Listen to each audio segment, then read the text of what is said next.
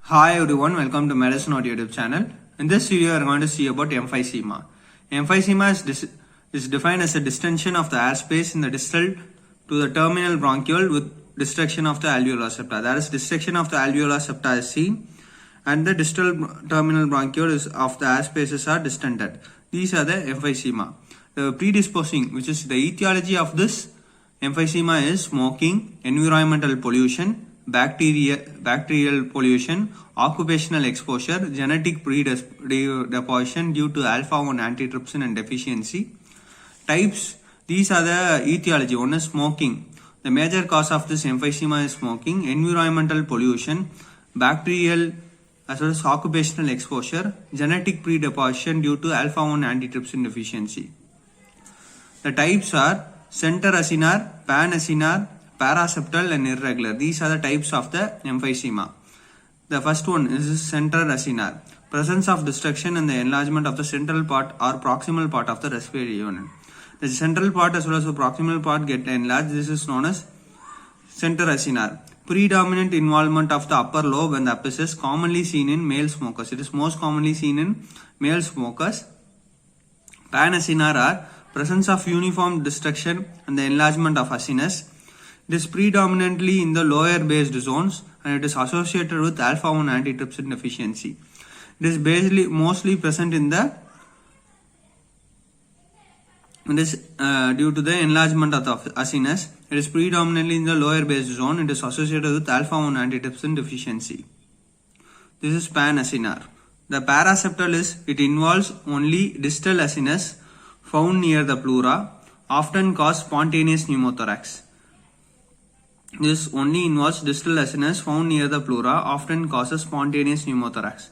There are irregular type of acinus with scarring involvement. The clinical feature of this emphysema are pink puffers, blue bloaters. Pink puffers, which is called the clinical features of this emphysema is differentiated into two, which is pink puffers and blue bloaters. The pink puffers patient look like very thin as well as they will be in pink in color. Blue bloaters is due to the cyanosis and they will be very fat. And these are so that it is known as pink puffers and blue bloaters. The cough is minimal, but here it is predominant in blue bloaters.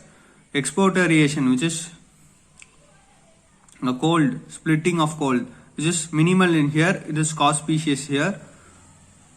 Copious here, and here the dyspnea, difficulty in breathing, is predominantly seen in pink puffers patient, and here it is mildly seen. Cyanosis is absent. According to the name of blue bloaters, there is cyanosis is present. Cyanosis means blue is discoloration, so it is named as blue bloaters. Edema is not common. Edema is present.